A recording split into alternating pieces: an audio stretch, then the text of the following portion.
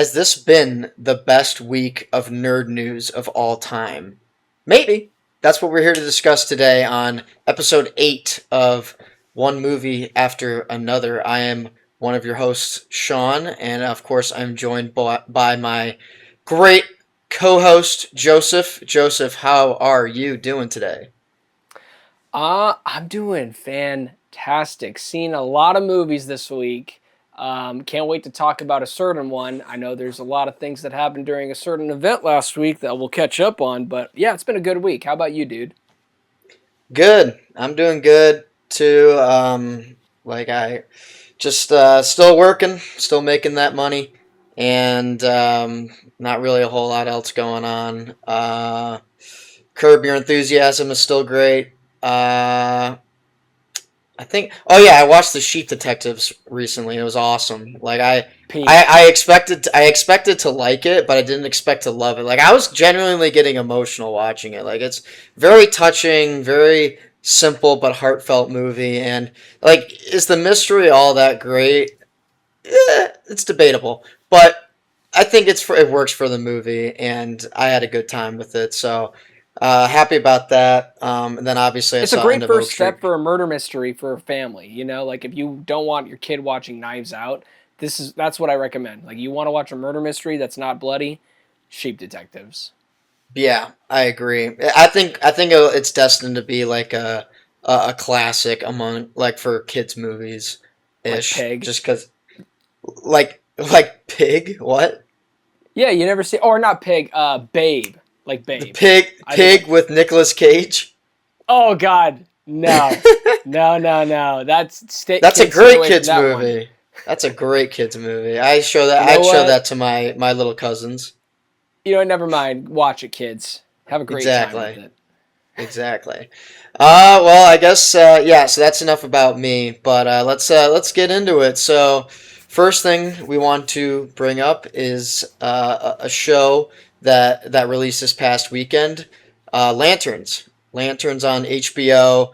The next step in the new DCU by James Gunn, and this needed to be a hit. This needed to be good for after Supergirl and everything that happened there. This could have been a make or break. So I was personally looking forward to it. HBO is the king of television, and so I was very highly anticipating this, and I like Green Lantern as a character.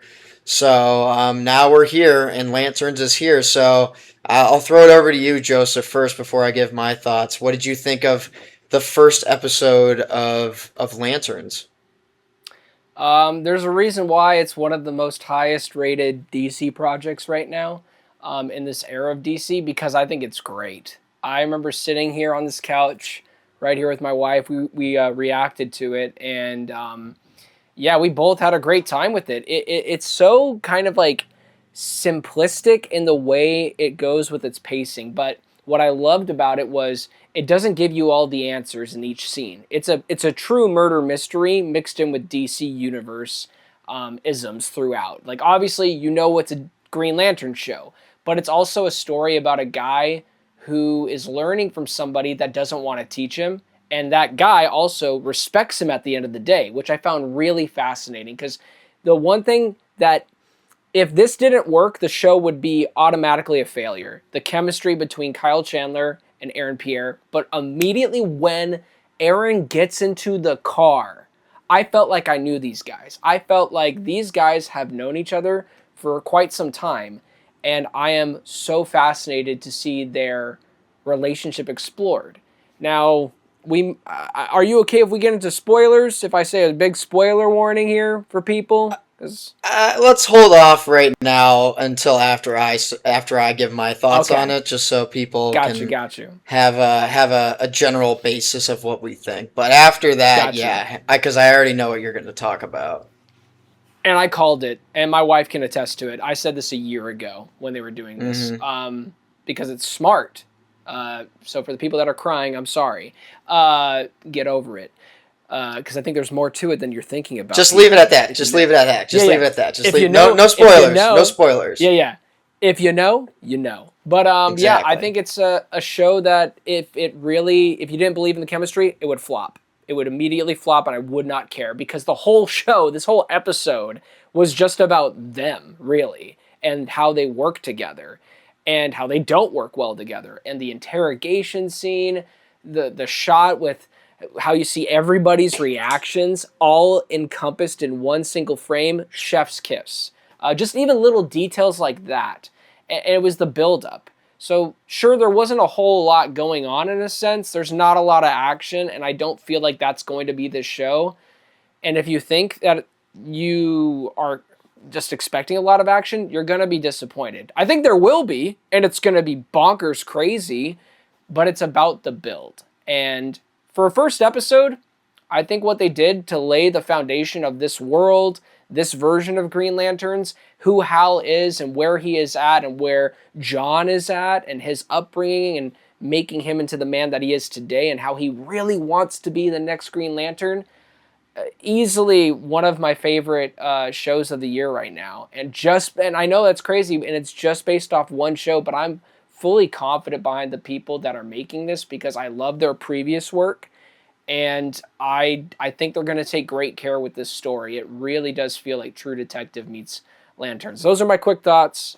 Yeah, I think it's a really great opener.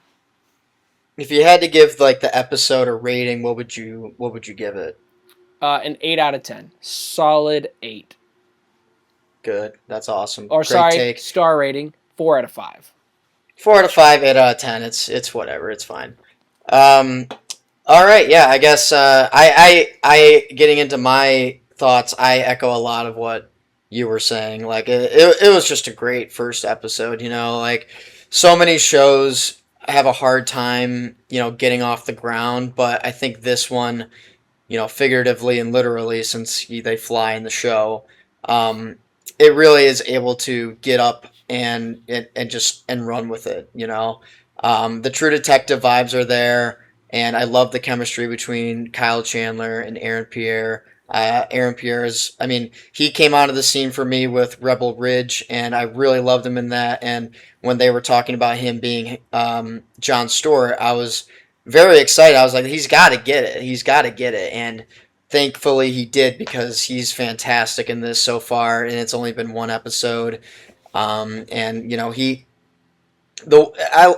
the big thing about it is like how the different structure or the different time periods it takes place in, whether it's 1996, 2016, or 2026, and how it plays with that. And I think it works so well for just this first episode and establishing everything. I really love that. I like the mystery that's happening so far and where it started and how it's going to unfold. I just thought it was, and like what you were saying, was very well paced. I thought, like I said, the structure of it taking place in different time periods. I think it was really well executed with that, and not overstaying its welcome in some places. Because it was nice. I mean, I don't. This isn't really a spoiler, but you see him as a kid. You see Hal Jordan, or not Hal Jordan. You see John Stewart as a kid, and it's nice to see him, growing up. But they didn't waste too much time as him as a kid. It was the perfect amount of time to establish who he is as a character, even at a young age, and how that has influenced him in his role now, trying to be a Green Lantern with Hal Jordan. So I was really impressed by it. I think the people who are behind this are doing a great job and are some of the best showrunners and show creators in the business right now, especially Damon Lindelof. He's been around forever. Whether you want to talk about Lost or stuff like that, he's been great, and this is no exception. He brings it all here, and for a superhero show, like a lot of the time it can feel a little fake or disingenuine. I can't remember how to say that word. I think that's how you say it, but um, Disingenuous? disingenuous. Yeah, I was gonna say disingenuine. That's not a word. I Disingenuous. That's got you, right. bro. I got you. So appreciate it, looking out for me, but it can feel fake, right? But this feels like something that has a lot of heart put into it and a lot of effort and talent, and it feels like it has weight to it. Is what is the best thing I can say, and is definitely a big step up from Supergirl. Even though I didn't hate Supergirl, I thought it was fine, but this is in terms of quality way better, way better. It feels like it has a lot of heart put into it by the people behind it, and also just feels like it's an alive show. It feels like it's a lived-in place. So overall, yeah, I had a great time with this. I'm really excited to see what happens next episode and the weeks following. So yeah, I'd give it a 4 out of 5 or an 8 out of 10 as well. So those are my brief thoughts. No spoilers. I guess I'll throw it over to you for the spoiler talk. So if you don't want to know what happens, if you're not interested in the show, you can keep watching. But if you don't want to know what happens, skip to the next segment. That'll be after this. But spoilers starting now. Joseph, what did you want to say? Hal's dead, or is he? I told my wife and I told my friend this a year ago. I'm like, if they want to be bold, after watching Superman, I was like, okay, I'm really fascinated to see what they'll do with Green Lantern or lanterns. And then later on, they confirmed that Man of Tomorrow. But even before that, I already had this theory. But Man of Tomorrow, they confirmed that Aaron Pierre is going to be in it. Oh, that's funny. Why is Kyle Chandler not confirmed?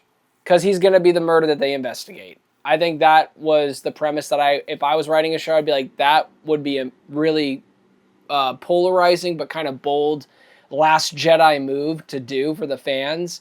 And I eat that stuff up if they do it well. And so far, it's pretty intriguing. I haven't seen the execution of that investigation yet, but there's already theories of how this story involves aliens and how maybe Hal, the body that we see, isn't Hal. I don't know how I would feel if that was actually the case. I feel like that's almost a little too obvious if they wanted to pull that twist.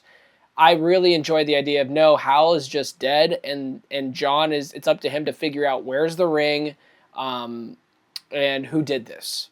And clearly, in the flashback in the interrogation scene, which was a 10 out of 10 moment, the guy said, what, vengeance, revenge? That's why they're doing this? Okay. Yeah, I think it was something like that, yeah.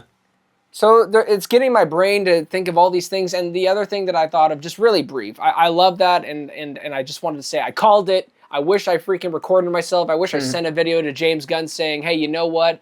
Aaron Pierre would be a great John Stewart, and also I think you should kill off Hal in the first episode. That's how you hook people.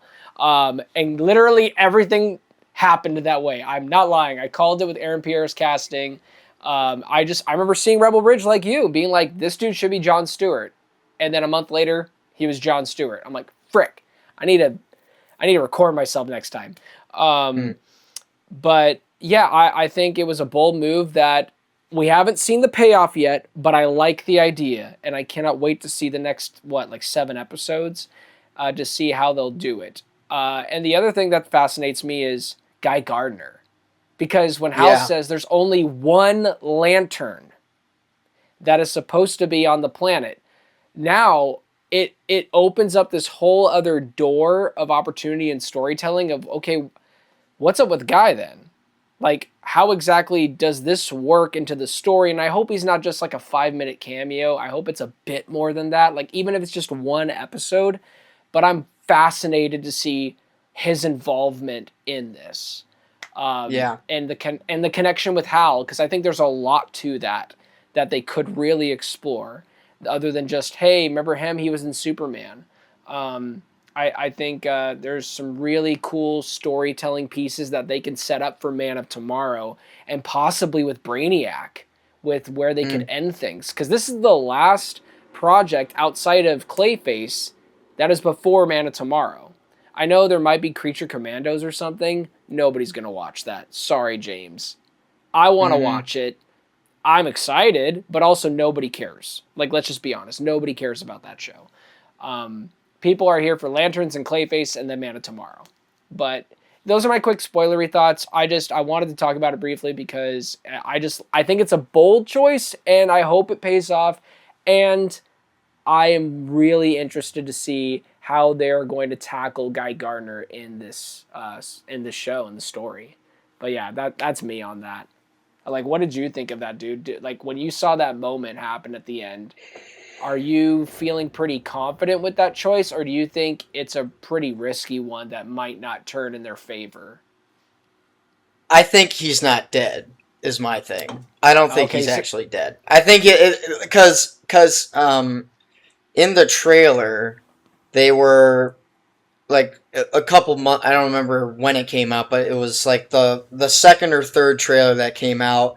They were talking about the Manhunters, Martian Manhunter, who can mm, shapeshift and turn yep, into anything, any human that he wants to. So, and they were saying that the Manhunters are secretly invading Earth with this town as the center of it for right now, I guess. And so that was in the trailer, and I was like, huh, that's interesting. And I'm really excited to see where that goes. And then when you see that, you see him sitting down in the snow on the football field, and he's got a bullet through his brain. My first thought was, oh, I mean, I kind of saw that coming from, like, I honestly, I was predicting it too, that it was going to happen. Um, because I mean, like, you cast Kyle Chandler an older Hal Jordan. I feel like he's yep. not going to be staying around that long. Whether it's he retires and gives the ring to John, or he dies.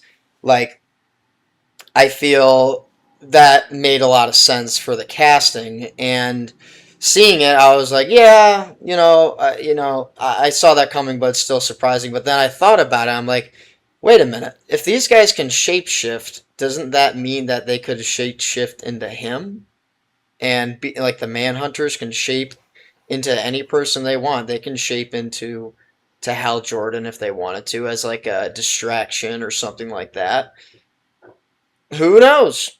Except for the I mean, people who yeah. may have seen this whole show already. I don't know. But my theory is that by the end of this, we're going to find out that either he is dead and it was, it's just actually him being dead, or he's not, and this is all kind of a red herring and leading us in a different direction than what we are thinking. So, and I think that's going to be the mystery of, is this actually Hal, or is this some sort of, alien that shape shifted into Hal? It's gonna have to. We'll see. We're just gonna have to wait and see, because it's a very interesting cliffhanger to leave off on, especially after it just being the first episode. Oh, dude, yeah, So yeah. yeah, so I'm really interested to see where it goes. But my theory is that he's still alive, and that is actually not Hal Jordan. That is the one of the Manhunters, one of the Now, what aliens. if Brainiac is the one that captured him, and that's why Aaron Pierre is confirmed for Man of Tomorrow? See, I like that idea. I like that. That I would like be where your head's at. James Gunn. You heard it here first. I'm just kidding, but Yeah, no, rewrite the that's movie. Can you just rewrite the movie, please? just rewrite it because I said that, James. No, I love what you're saying though. Like I'm a fan either way, dude, with direction. I like the idea of them, pulling a Last Jedi, just kill somebody that seems like a very important character, but they are the catalyst. They are like the foundation for really this main character. And we're still gonna get, their 2016 timeline sequences and that murder case. But I love the fact that, yeah, we're gonna get two different murders in the same show.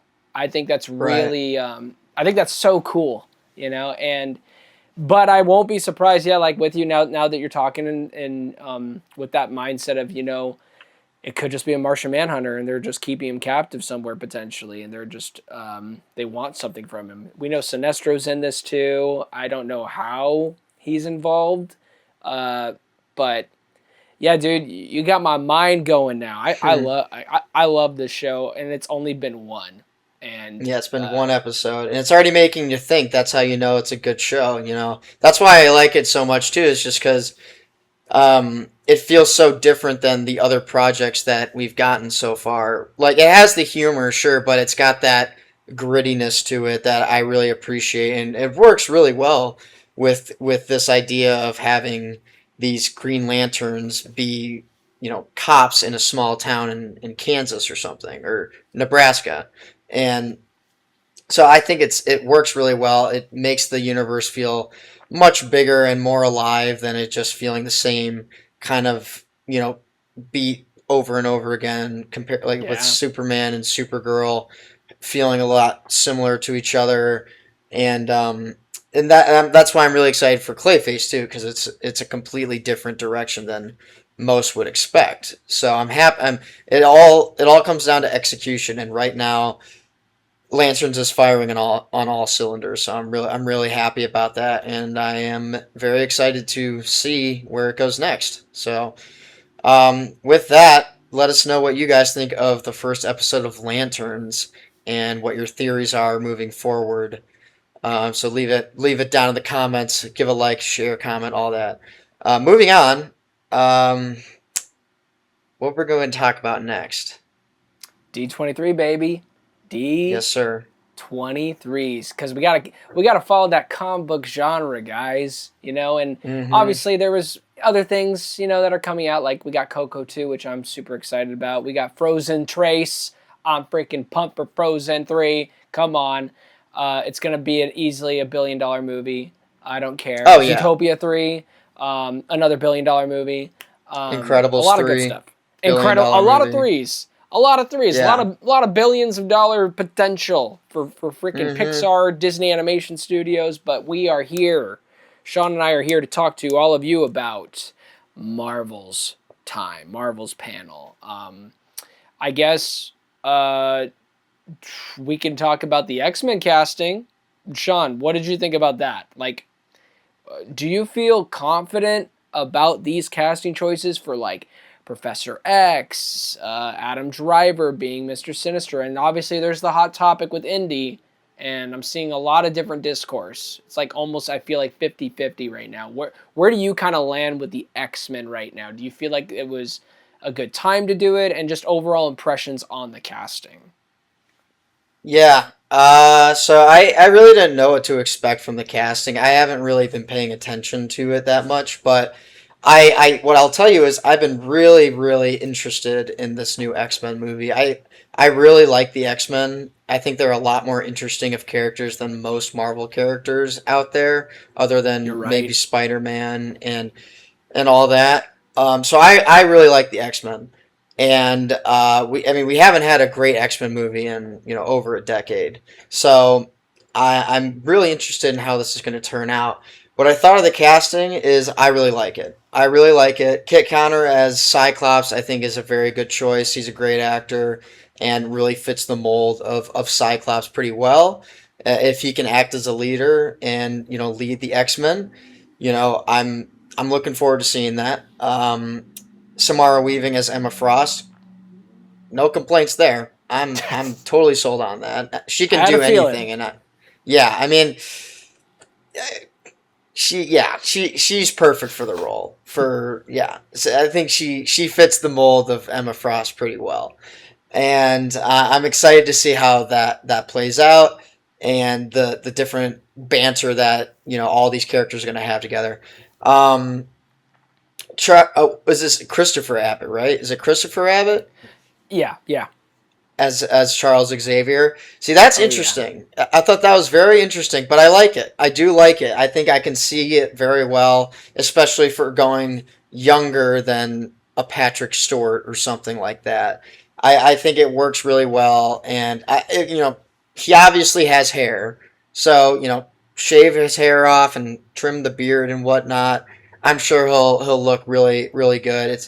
I couldn't care less how they look like in real life compared to the comic books. It really doesn't matter as long as you get a good actor for a character. So, but going off of that, yeah, I mean, just shave his hair off, cut the beard or facial hair, and I think he'll crush it. So I'm really interested to see that because I haven't really watched a lot of his movies and his roles, but what I've seen from him, the little that I have, he's a very good actor. So I'm looking forward to that. And then of course Indy Navarrete, not as Mystique as Rogue.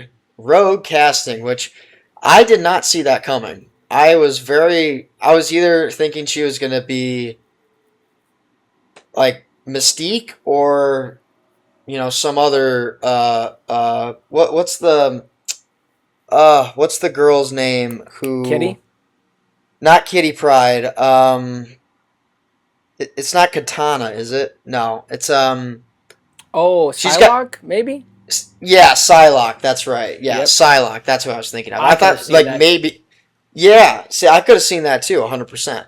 But no, she's Rogue, and I was very surprised by that. But I'm very interested to see how it works. I'll be completely honest. I know nothing about Rogue. I don't even know like what her powers are.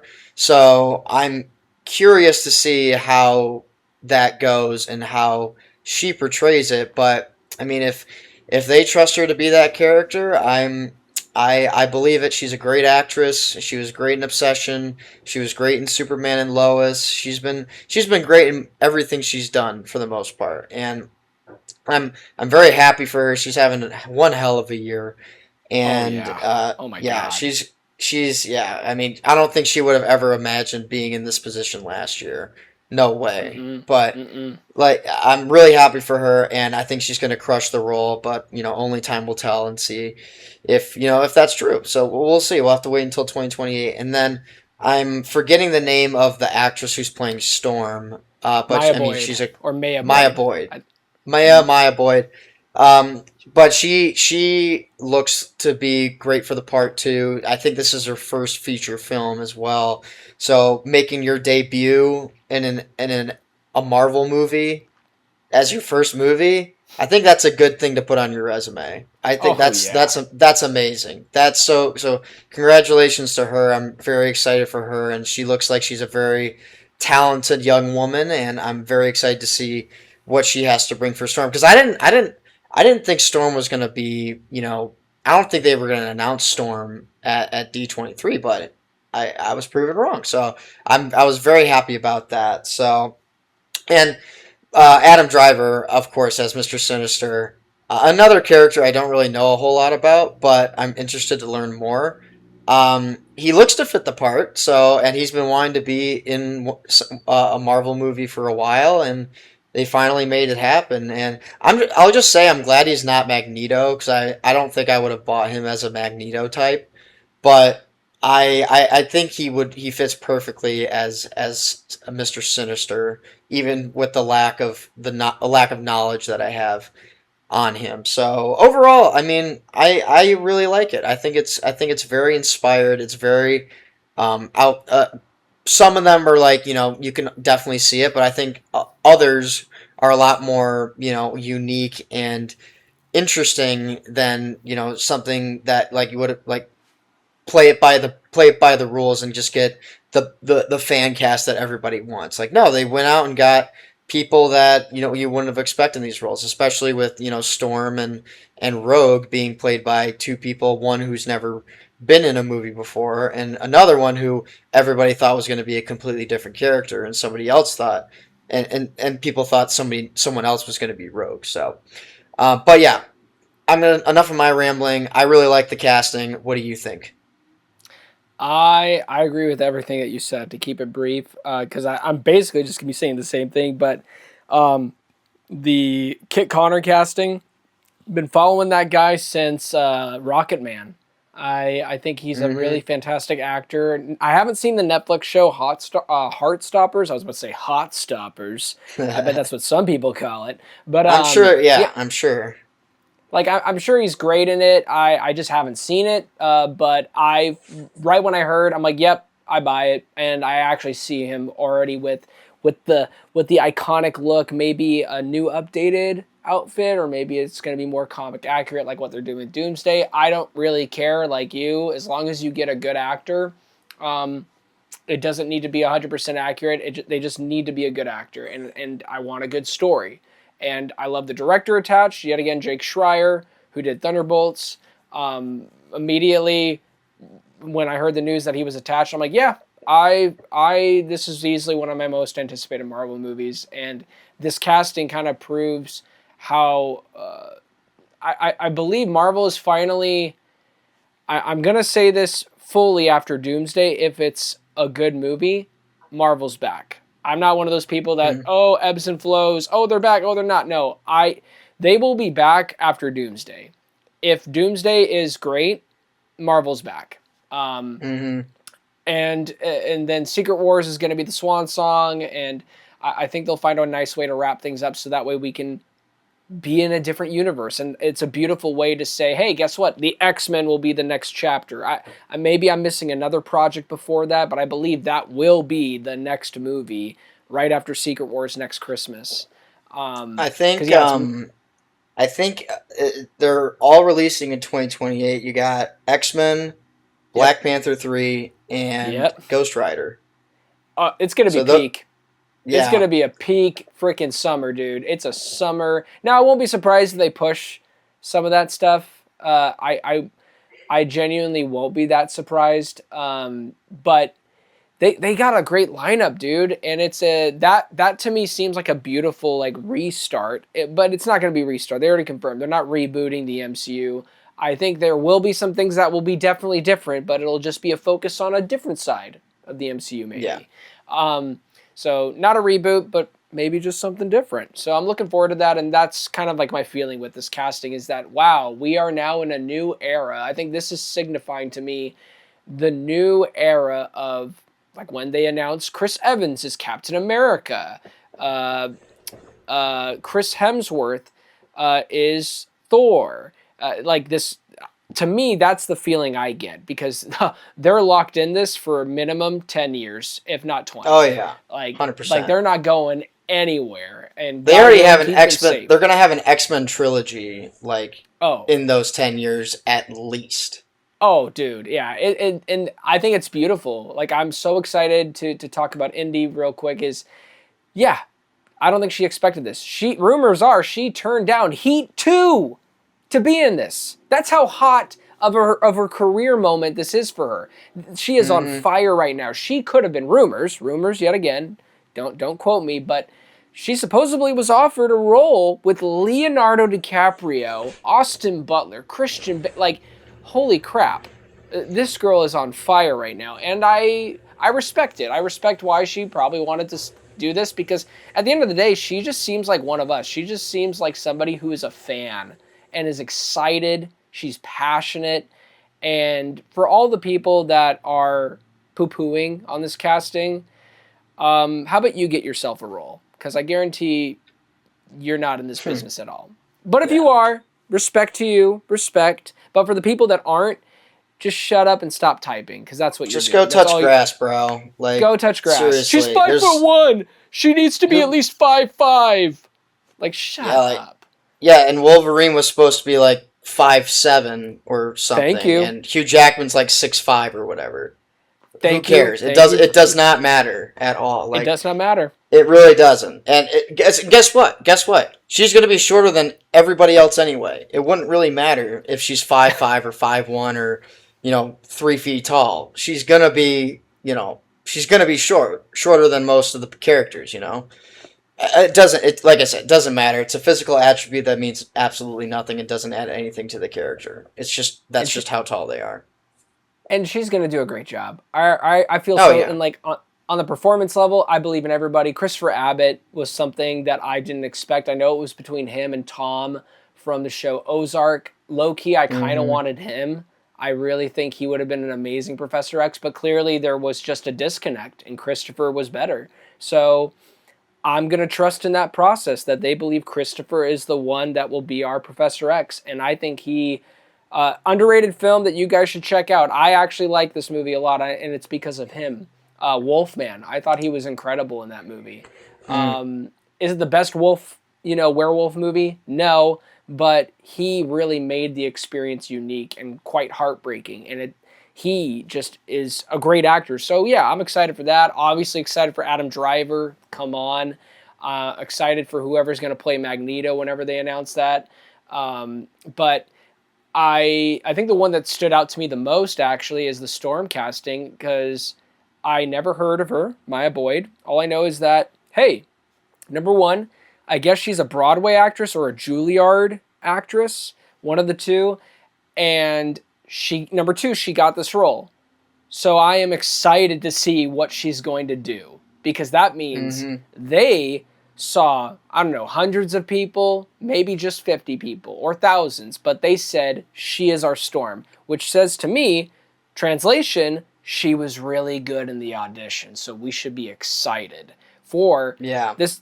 It's the same feeling I have with Indy. It's like you were just in this small 750,000 budgeted movie, and now you're in the biggest film probably that year of 2028. And it's even bigger for Maya because she's never been in a movie. So I think to me that was my favorite casting if I had to choose one, because wow, these are the moments in Hollywood where I go, that's so cool. That I wish could happen more often for people. But I get it. You want big names, and it works sometimes. And sometimes we get a little too tired of Dwayne The Rock. But we love you, Dwayne. But maybe take a little break for like at least a year or two. But I don't think he can do it. He's got to film at least 5 other Jungle movies in the next 2 years. Oh God, don't even get me started on that. But overall, X-Men, yeah, I'm excited. And I guess transitioning really briefly, we are late on this yet again, but I just want to share my quick brief thoughts on the Avengers Doomsday trailer, and then I'll lead it for you, Sean. I know I wanted to start it because you had a whole episode dedicated to that first trailer and how I disagreed with you. Yeah, you heard it here. I disagreed with him. But this new trailer should have been the first trailer. I'm not saying the first one was bad. I actually liked it. But for what this trailer accomplished, just giving a little bit of the story, it doesn't give too much, a great direction to say, hey, let's establish Sue Storm talking about our main villain, because that's going to be the big complaint people are worried about. There's not enough time to establish Doom. Was there enough time to establish Darth Vader in Star Wars A New Hope? No. We just were thrown into a world and we immediately bought into the experience of, oh my God, Darth Vader is so scary, but I also just a BA. That's kind of the feeling I get with Doomsday. Like his whole look and vibe, and what this trailer said to me was, this man is broken and he wants to come for the people that have lived stolen lives. Iconic lines already in this trailer. You'll beg for hell long before I grant it. I'm Doom. Suck it. That's the paraphrasing version of what Robert Downey Jr.'s Dr. Doom says. But yeah, I think it's a great trailer. I think it established what the threat is, what the Avengers or the new Avengers, the Thunderbolts, what they're all feeling is a sense of dread. It's affecting the X-Men. There's all the rumors about Toby being in it, which I think are true without a doubt. I think that's probably going to be the opening, according to leaks out there. I think it's 1,000% true. I hate to agree, but yeah. And honestly, I've only heard that. It's my GOAT. He's my GOAT, but I think they'll bring him back in Secret Wars. But I think that would be such a bold, yet again, that key word for today's episode for me, bold. And it'll piss off fans, but I think there will be payoff in the later movies. We're going to get our 3 spiders together. I guarantee it. In Secret Wars, they will be there. But yeah, quick thoughts. Loved it. Doom is awesome. The best moment outside of Hell Answers to Me for I Am Doom, parallel to I Am Iron Man. Is it cheesy nostalgia bait? Yeah, but I don't care. It goes freaking hard, okay? I will fight anyone on that. Not physically. I don't believe in violence. But verbally, in a friendly way. I don't want to cuss anyone out. I will fight you in that fashion, because it's amazing. I don't care. I don't care what anyone says. Nobody convinced me otherwise that wasn't cool, because that literally felt like a comic book moment brought to life. And yes, is the CGI all over the place? Yeah, it is. But yet again, I just thought it looked cool. So maybe I'm wrong for that, but I don't care. I don't want to be right. If I'm wrong, cool. I'm wrong. I don't want to be right. But outside of that scene, the best scene, come on guys, it's Pedro and Robert talking to each other. Did you do this, Victor?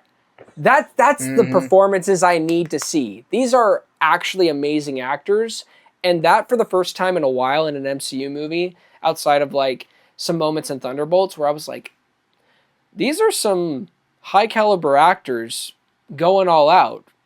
And I felt that in that moment. I'm like, yes, can we get more of that, please? But yeah, I loved it. If I had to rate the trailer, it's like a 9.5 out of 10. The only issue I have is some of the CGI is, yeah, they need to fix some of that, and I think they will. They got plenty of time. Loved it. Think it's a better trailer than the first one. Sean, I hope we agree today, or at least you slightly disagree. But I'm scared to ask you this. But what are your thoughts, man, on the new special look trailer for Avengers Doomsday? Well, Joseph, I have to tell you, I hate you. Just kidding. I think this trailer was better than the first one. Okay, at least hey. Okay, That's good. my first thought. My second thought is Oh that no. AI has come a long way because this still just does not look good to me. I hate to say it. It just does not. It doesn't. It uh, aside from the fact, like, you know, forget the build up part, right? Forget all the like the build up, like, oh, there was no build up, Thanos, whatever. It's like, yeah, okay, that's valid because like, yeah, they had built up Thanos and they were originally going to do Kang and now they're shifting to Doctor Doom. So I mean, like, when the movies come out, it won't really matter. As long as they're interesting in the movie, because like, Ultron didn't have build up either, and he was cool. I guess he was kind of goofy, but James Spader did a really good job with the character. But for Doom, yeah, I don't. That doesn't really affect my viewing. I mean, sure, I won't care as much because I'm like, oh, he's been in the background this whole time. It's like, no, he's just kind of just came out of nowhere. But it's fine. That's not the point. Just forget all about that. Like, forget all about that. This movie just feels empty to me. Like, you look at these different shots that are in this trailer, and whether the Thor shot where he's fighting Doctor Doom, like, it just looks like a copy and paste of the Endgame battle again. It doesn't feel like there's any sort of and in that it felt like it was a grand scale epic battle because it was. But this, it just feels like it looks like they're on a soundstage, and it takes me out of it so badly. And then, I'll give it credit here. I did like his voice a little bit better this time. I think the problem with it the first time was that you don't hear it under like the metallic mask, whereas this you hear it a little bit better in there, and so I like that more than I did the first trailer. And there were some shots here that I thought like looked good, decent. Like the one where it's panning down on Doom's face while he's looking down at the ground, and I thought that was like the best shot in the entire trailer. Um, but everything else, like, you see, like I just you see all these different heroes in this room, and it's just like, why, like, I get it, like, you're all superheroes, but like, why I just don't know. I just don't feel anything with these characters. It all just feels like they're like, hey, we're gonna throw Shang-Chi in there, we're gonna throw Gambit in there for some reason, we're gonna throw the Fantastic Four, the new Avengers, and Sam Wilson's Avengers, which doesn't exist.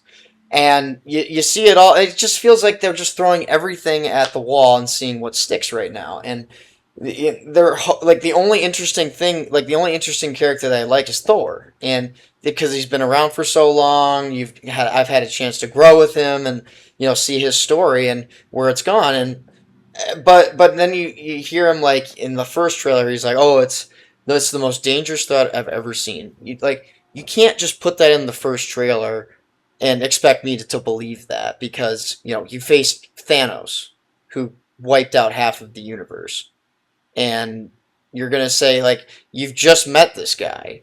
What did he do? Like, and maybe it's an incursion that he causes, and he just decimates an entire universe. That would be interesting, and that would make more sense. But you can't say that in a trailer and not show me why is he so menacing? Why is he so feared? And it just feels so fake. It all feels it's a movie, yeah, but everything feels so scripted, to the point where it feels like even the characters are reading off of a piece of paper saying, "Oh, you're supposed to not like this guy." Like I just don't see like anything in this movie that feels remotely interesting or visually, impressive. Like you even go back to the Infinity War and Endgame for God's sake, and those look like decent, like good movies. Like Infinity War in particular, I think looks really good. Endgame, I think looks good for the most part. Sometimes here and there, it's a little wonky, but it works and it feels like it's an epic scale movie. Whereas this doesn't feel like it's an event. It just feels like an AI generated prompt to me, and I don't think I'm ever gonna change my mind on that. I don't know. Maybe when I see it, it'll be a masterpiece visually, and maybe by the time the movie comes out, it'll be fixed and look better. But I just can't buy into it, and I just can't. The final shot where he's like turning around, is like, I am Doom. I'm like you're standing in front of a green screen, bro. Like there's nothing intimidating about that shot, or aura farming or whatever to me. And like also, it's not even a center. It doesn't even feel like it's center. It feels like it's like the tripod was tilted a little bit, and so he's on more of one side than the other. I don't know. I think I'm the only one who thinks that, but just yeah. Overall, do I think it's a better trailer than the first one? Yes, I think they should have led with this, but still, like this just doesn't feel like it's a real movie. Not in a good way. Whereas like Dune Part 3, it's like, oh my god, I can't believe this is getting made. I can't believe this is actually coming to screens and we're going to see this. Versus Doomsday, it's like I just don't think this is a real movie. Like I genuinely don't think anybody was on set at any time except for maybe a week or two.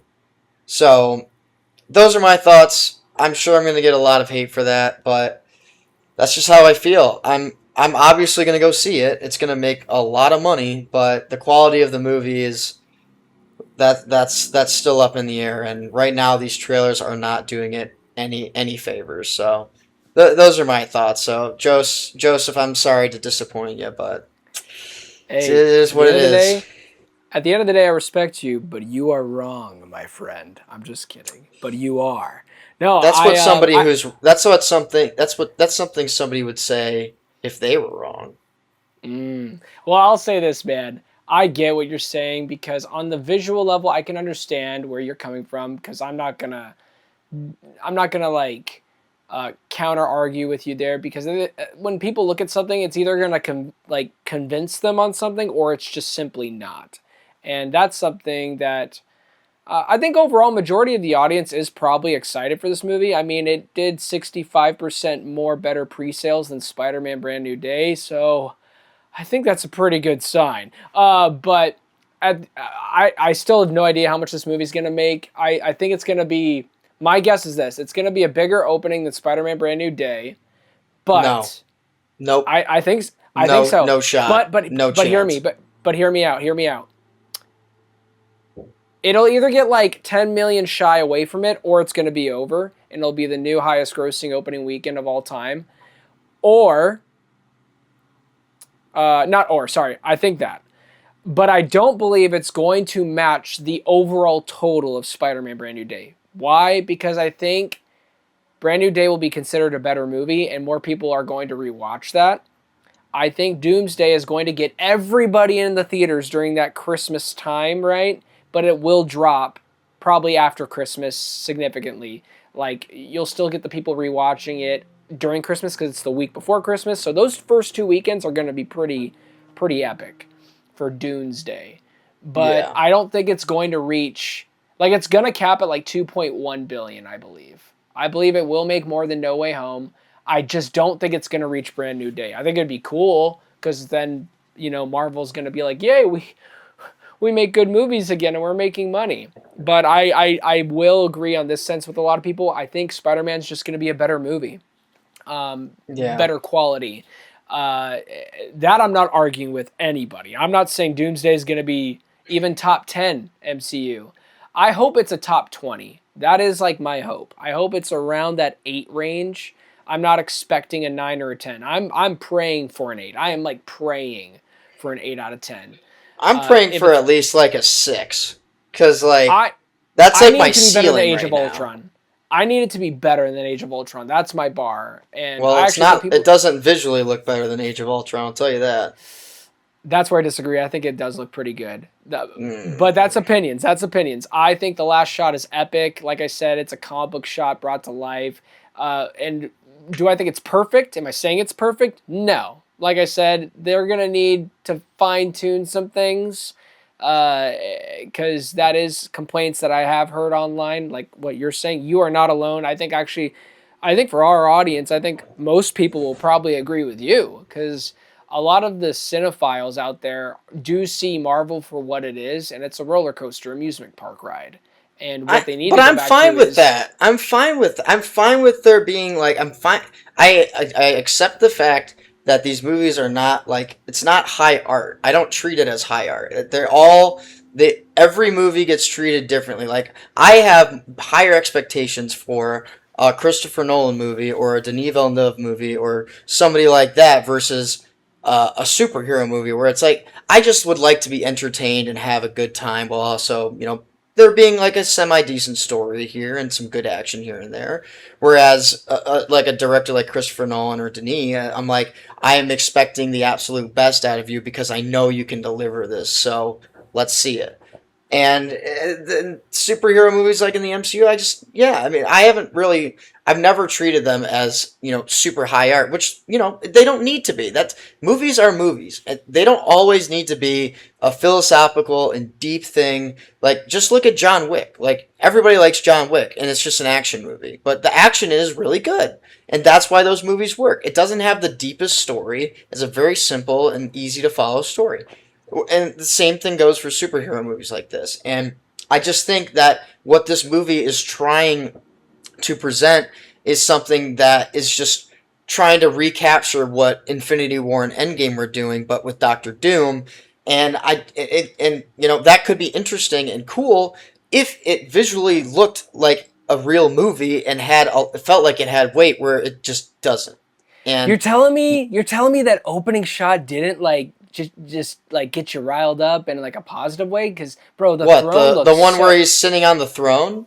Yeah, dude. Oh, I love that. I think it looks great, I'm gonna have to heavy disagree on that. That throne room bro. does not It like looks you could have so had good. a cool shot, but it just doesn't look like it's real. Like it just looks so fake. It feels like the lighting in the room in particular just doesn't look like realistic, or not realistic, but like it would actually be lit that way. It just doesn't feel like that. And I Well, don't it know is a what it different is. It just universe. feels like artificial lighting or whatever. That is like it just doesn't look like I can buy into this actually being a real room. And also, it just doesn't. They're trying to portray him as this intimidating figure where I just don't feel that when I'm watching that shot. Like he's looking over like the ground or whatever, and he's like aura farming, quote unquote. But like to me, it's just like he's just sitting in a chair. Like there's nothing. There Dude. doesn't feel like there's anything behind this other than he's sitting in a chair. Again, this is all in a trailer. This is all a trailer. Yeah. I could end up loving this movie. This movie could be the best Avengers movie since like best Avengers movie ever. But and yeah, this all could be me talking out of my ass. But right now, I just don't. I don't know. I want to be excited for this movie. I really do. I was trying to root for it before I saw the first trailer, and after seeing the first trailer, I just can't. And after seeing this one, I still can't. And it just doesn't. It's a hollow shell of what Avengers used to be. And it's trying to See, be this big this event is that Infinity War and Endgame were trying to be, but it doesn't have that kind of momentum going into it. And I don't know. I don't know. That's just my take. I'm sorry. I want to be excited. I just can't be. yet again, at the end of the day, it's all about respect. I respect your opinion, but I think for me, when I watch the trailer, I've seen it 10 times now. It I do feel like there's stakes because even though, yes, it was a pivot and I was worried about that, and obviously I'm still a bit worried. I'm not like saying it's going to be, like you said, like it's going to be the best, some people might think that. We obviously don't think that it'll be the best Avengers. I'm even saying that too. I'm hoping it's just the second, not second best. I'm hoping it's at least the fourth best. That would be great. But when I watched the trailer, I think it accomplished what it needed to do, meaning we have a new threat, they're menacing, and all they had to do was show us the two fingers and the epic confrontation between Thor, a god, and this man who is basically saying he's more powerful than a god. I don't know, obviously for you and your reasons you listed, you don't feel that impact. For me, it did. And it's crazy how a 2-minute piece of, I guess, art, a trailer, it's not art. I mean, yeah, it is. You know what? It is art. Respect to people There that is make art to trailers. making a trailer. Yeah, there is. And trailers are, I mean, shoot, I do trailer reactions. So it is obviously different from making a movie, but still, trailers have their own art to it. And it sold me on that experience, but also the thing that I think could be really fascinating for this movie if they pull it off right is the line where he says stolen lives. And if you really get the deep context of that, all of these characters have lived stolen lives. You go back to X-Men Days of Future Past, stolen lives. You go back to, thanks a lot, Chris Evans, Steve Rogers, stolen lives. You just murdered basically that husband that was supposed to marry Peggy in a weird way. There was a timeline where that was supposed to happen. Nope, not anymore. Stolen lives. So all these characters, for various different reasons, Thor adopting love, stolen lives. So I don't know, to me, it really does encompass that feeling of, okay, yeah, the multiverse has been a really messy aspect in the MCU. And I think Kevin Feige has finally acknowledged that in the last couple years and how they want to keep track on making quality rather than quantity. That's why they're limiting the live action shows on Disney Plus, which I think is very smart. Focus on movies and do some shows. But this is, I think, a really cool creative way to be like, hey, we're going to address as much of the messy things here in these final two movies to find a way to make it all make sense. That to me is kind of the answer of Doctor Doom, which I always felt like Doctor Doom was the inevitable thing that was going to come. Like we would have Kang in the first part and then Doom in part two. That's been my theory. I don't know if I'm right on that, but this is them just doing it a lot sooner. Because in the comic books, you can look it up, Kang, Doctor Doom, there is a connection with that. But I think that line, stolen lives, resonates so deeply for this story. And what I need and I'm hoping for is a story where we are in the perspective of a villain that sees himself as a hero. Because clearly in the trailer, they're alluding to this. I know nothing, but they allude to he lost his family. He lost, more than likely in that portrait, that mural, tapestry, not tapestry, but like wall of art, his wife and son more than likely have died. And for some reason, their lives, stolen lives, the heroes of the MCU, are to blame, or at least he puts blame on them. And what we are going to witness in that parallel of I am Doom, I am Iron Man, is a man who was attacked or has been burdened with knowledge and burdened with horrible things that happened to his life. And we are getting the opposite of a hero's journey. We are getting a villain's journey who sees himself as a hero. Yet again, these are all speculations, but I don't know. That trailer kind of convinced me on that. When he says, I am Doom, I'm like, oh, this is going to be a direct parallel to Tony Stark, but it's going to be what if this man walked a different path. That to me is fascinating on a storytelling level, but it could suck. So I'm with you on that, like where you're saying it could be great. I'm also saying, yeah, but they could also, drop the ball on this hard. Even Sebastian Stan recently talked about how sometimes they would have the script and sometimes they wouldn't, or they wouldn't even have it. Now, the context of that I think is important. I don't think we all have the full context. That could just mean, hey, they don't want certain things being leaked, so they're being very quiet about it, which is a very Marvel thing. But also it could just mean they literally were writing it the day of for them to. So that's also real. And I feel like you would have, like, that is a pretty scary thing to fear for this project, which I also wouldn't be shocked. So I just wanted to say all that stuff because that's why I personally got excited from the trailer, because I think there are things that they are alluding to the story what it will more than likely be about. Yes, it's theories, but without a doubt it's going to be about a broken man who sees himself as this guy doing something that in his own eyes is right, like Thanos, right? And sure, is it going to be a copycat of Infinity War and Endgame? But all stories are a copycat of each other. So I used to be one of those people that complained about that. It's like, oh, it's just going to be like part one, part two. It's so stupid. Well, then we should just stop going to the movies. We should just stop reading books. We should, because like this story is like that story. And it's like, no, it's about execution at the end of the day. So even if it does feel like Infinity War part one, which it will, it's just going to be Doom. And I've kind of accepted that. And I'm curious to see how they'll do it.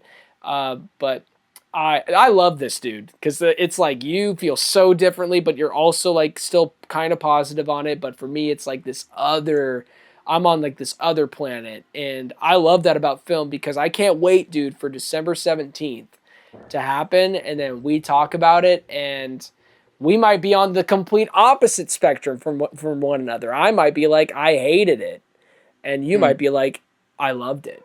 I'm hoping that's not the case. I hope we both like it. But Yeah.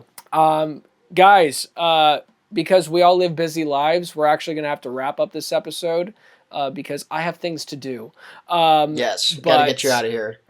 Yes. So, Sean, you want to take it away and just bless the people? And actually, I'll say this real quick. Let us know what you think. Do you agree with Sean? Do you agree with me? Or do you have a different take? Are you like right in the middle?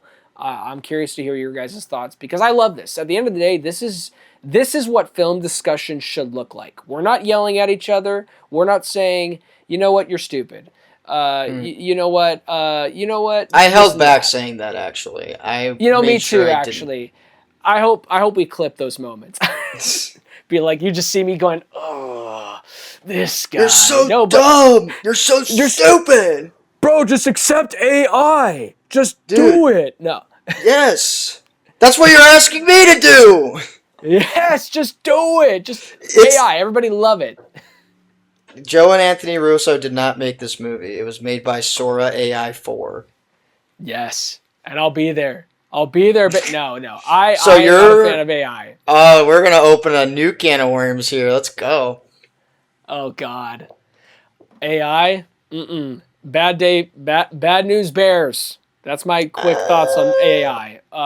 For certain things, I think it can be a useful tool. I am one of those people that think that. I think it can be. But it's really dangerous with where we're going in society with it. It is the future, and I'm scared. But yeah, sorry, that could be like an hour long. So yeah. Yeah, we gotta get you out of here. You gotta go. So guys, let us know what you think. What'd you think of the new Avengers Doomsday trailer? What'd you think of the X-Men casting? What'd you think of Lanterns? All that good stuff. Let us know down in the comments. Like, subscribe, share, follow, all those really cool buttons that we have here. Do all of that and share us around. We want to be getting to as many people as possible. So we really appreciate all the support. So from Sean and Joseph, thank you guys for stopping by. Next week we'll probably be doing the Dog Stars most likely because that's the big release for next week. So very curious about that. But until next time, we'll see you later. Peace. Peace and love, baby.